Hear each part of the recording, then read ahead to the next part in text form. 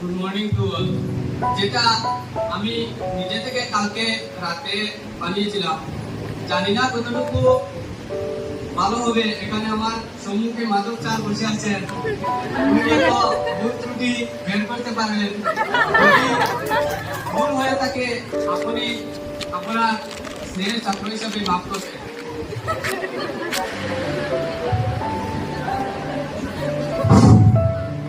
কবিতা নাম হচ্ছে আমার শ্রদ্ধার গুরুজন।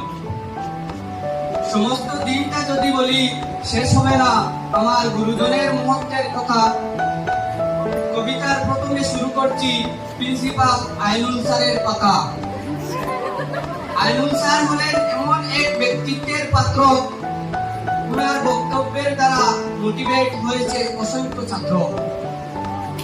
তারপর আরো বলি সায়েন্সের কথা। ওনার ক্লাসে কখনো আসে না কাহারও অলসতা। আমাদের সবার পরিচিত শোভন ম্যাডামের নাম, ওনার জন্য বাড়িয়েছে এই কলেজের নাম। মাধব স্যার যদিও আমাদের ক্লাস করাননি সোজা, তবুও ওনার ব্যক্তিত্বে হয়েছে অনেক ছাত্রছাত্রী ফিদা।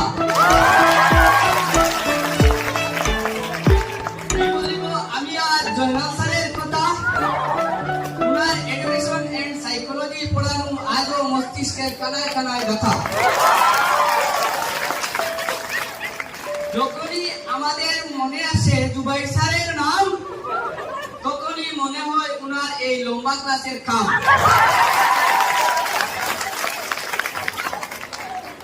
ম্যামের কথা আর কি বলিব আজ। ওনার পড়ানোর মধ্যে প্রায় থাকে সুমধুর মাইক্রোফোনের আওয়াজ। মুকেন্দ্র স্যার সদা মা অথবা বাবা সম্বোধন করে পড়ান, তার জন্য আমরা বলি উনি এত মেহেরবান। যখনই নিউজ পেপারে দেখি আর্টিকেলের কথা, তখনই মনে হয় হেলাল স্যারের সেই আর্টিকেল পড়ানোর কথা। যখনই কোথাও দেখি ড্রয়িং এর কাম, তখনই সদা মনে হয় অজয় স্যারের নাম।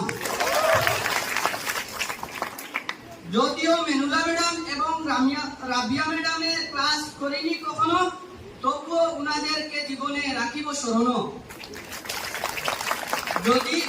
যদি কাহারও নাম বাদ পড়ে এই কবিতার মাঝে, অনুরোধ করে বলছি আমি মাফ করিও আপনার স্নেহের ছাত্র বুঝে।